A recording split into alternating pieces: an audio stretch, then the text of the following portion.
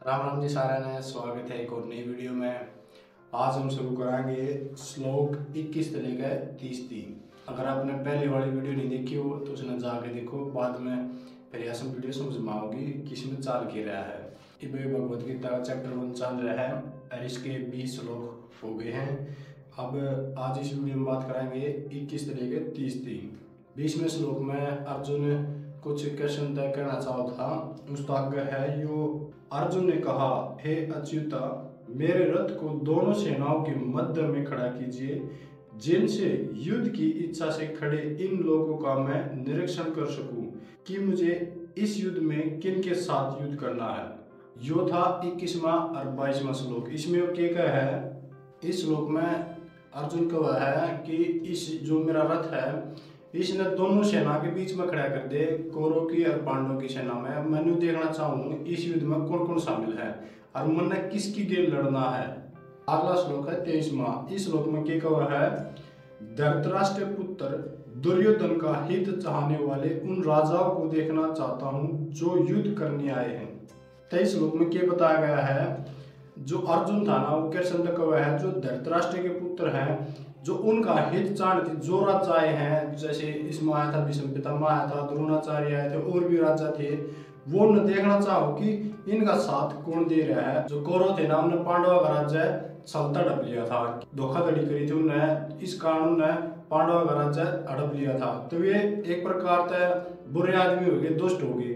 तो इन्हें कहना चाहोगा कि जो दुष्ट कौरव है उनके साथ कौन कौन से राजा खड़े हैं, तो वे भी दुष्ट हैं।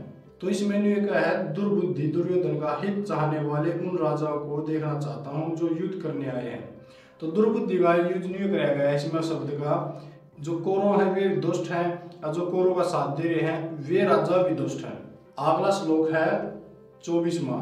तो इसमें संजय कुछ कहा है धृतराष्ट्र का। तो इसमें क्या कहा है, संजय ने कहा, हे भारत, अर्जुन के इस प्रकार कहने पर श्री कृष्ण ने दोनों सेनाओं के मध्य अपना रथ खड़ा कर दिया।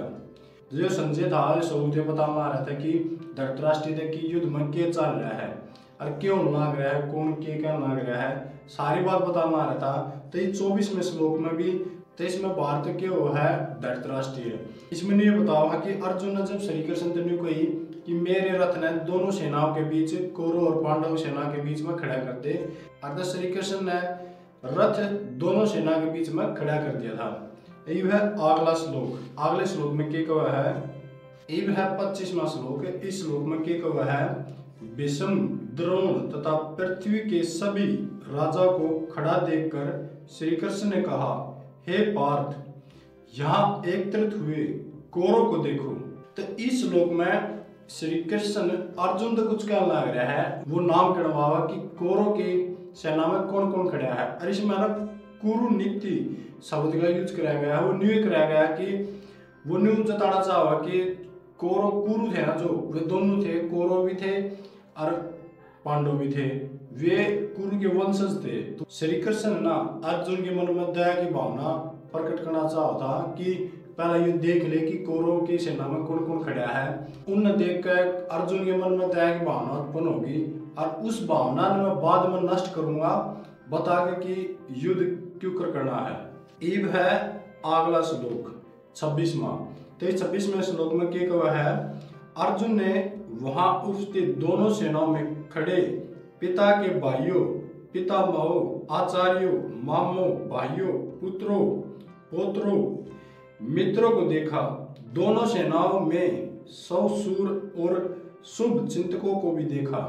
इस श्लोक में क्या कहा है, जब श्री कृष्ण ने उस तक कही ना देख इस कौरव सेना में कौन कौन है, उस टाइम कौरव की सेना में अर्जुन ने अपने भाई देखे, पुत्र देखे और पोते देखे, मित्र देखे, जो शुभ चिंतक थे वे भी देखे, गुरु भी देखे, आचार्य द्रोणाचार्य थे, पितामह था, वो सारे देखे उन्हें। इब है अगला श्लोक 27वां। इस श्लोक में क्या कहा है, उन उपस्थित सभी बंधुओं को देखकर उसका मन करुणा से भर गया और वे शोक युक्त होकर बोले।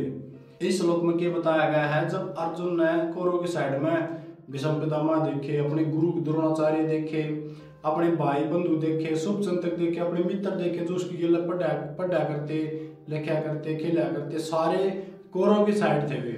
उन्हें देख कर अर्जुन के मन में ना दया उत्पन्न होगी। अब वो उसका मन ना करुणा तो भर गया और शोक में डूब गया अर्जुन। उस टाइम श्री कृष्ण तक कुछ कहने लग रहा था। इब है 28वां और 29वां, 2 श्लोक है, ये 2 श्लोक इकट्ठे हैं। इसमें क्या बताया गया है, इसमें क्या गया है, युद्ध भूमि में अपने ही लोगों को युद्ध के लिए सामने देखकर मेरे अंग शिथिल हो रहे हैं और मुख भी सूख रहा है और मेरे शरीर में कंपन तथा रोमांच हो रहा है, मेरे रोम खड़े हो रहे हैं। इस 28वें और 29वें श्लोक में अर्जुन बताना लग रहा है कि जो मेरे जो भाई बंधु थे, चाचा थे, ताऊ थे, गुरु थे, उनके जो पिता समान थे, उनके भाई थे, वे उन्हें देख कर उसका मन जो दया भरा था ना, उसकी वजह से उन्हें देखकर अर्जुन का शरीर कांपने लग गया था और उसका मुंह भी सूखने लग रहा था, उसके रोंगटे खड़े हुए थे। ये सब देखकर कि उसकी जो कौरव की सेना में है उसके सारे जानकार हैं, भाई बंधु हैं, ये देखकर उसके शरीर में हलचल होने लगी थी, कपकपी बंद की थी, उसके रोंगटे खड़े हुए थे और उसका मुंह सूखने लग गया था। इब है 30वां श्लोक। 30वें श्लोक में क्या बताया गया है, मेरे हाथ से धनुष छूटा जा रहा है और त्वचा जल रही है, मेरा मन भ्रमित हो रहा है और मुझसे खड़ा नहीं हुआ जा रहा। 30वें श्लोक में क्या बताया गया है, जो अर्जुन अपना धनुष ले रहा था ना, वो भी छूटने लग रहा था उसके हाथ में, मतलब उसकी कपकपी बंद रही थी, शरीर में जो हलचल थी, अर्थात वो धनुष भी छूटने लग रहा था। अर्जुन उसकी स्किन, उसकी खाल भी थोड़ी थोड़ी जलन महसूस होती उसने अपनी खाल पर, और उसका मन ना विचलित होने लगा था भी क्या चल रहा है, मतलब उसमें उसके मन में घबराहट पैदा होने लगी थी और वो नहीं बताया है कि मेरे तय खड़ा भी नहीं हो जा रहा है। ये सब देखकर ये हो गए 30 श्लोक पूरे। ये थे 21 से लेकर 30 तक। अगली वीडियो में कराएंगे 31 से लेकर 40 तक। अगर इस वीडियो में कुछ समझ में नहीं आया हो तो कमेंट करके पूछ लो कि हाँ इस बात का क्या मतलब हुआ है। मैं अपना रिसर्च करके आपने बता दूंगा कि अगर मैंने नहीं बेरा होगी तो मैं अपने बता दूंगा इसका मतलब क्या हुआ है। और आपने देखा हुआ 2 वीडियो में, उसमें जो संस्कृत के श्लोक हैं वे सेम हुआ है, जो मैं पढ़ना आ रहा हूँ जो हिंदी में वो डिस्प्ले पर अलग हुआ है और मैं बुक में अलग पढ़ना आ रहा हूँ। मैंने शुरू में बताया था कि जो संस्कृत के श्लोक होंगे ना वे सेम होंगे, हिंदी में और इंग्लिश में उसकी ट्रांसलेशन है ना वह अलग होगी। कोई आसान भाषा का यूज कर लिया है, कोई अपने हार्ड भाषा का यूज कर लिया है, कठिन शब्द का यूज कर लिया है। जैसे बुक वाला ने यह ट्रांसलेशन दे रखी है और जो मैं नेट पे मिल रहा है वहाँ पर डिस्प्ले करती वो अलग है। तो बात उसमें भी एक है, जो इसमें भी कह रखी है उसमें भी कह रखी है। जो संस्कृत का श्लोक है ना वो ओरिजिनल है, उसमें भी आप पढ़ सको, उसका मतलब निकाल सको, किसी से पूछ सको। मैं डिस्प्ले पे दोनों चीज़ देने लग रहा हूँ। तो आज की वीडियो में इतना ही। अगर यह वीडियो तुमने पसंद आई हो तो लाइक करियो, शेयर करियो और चैनल सब्सक्राइब कर लियो।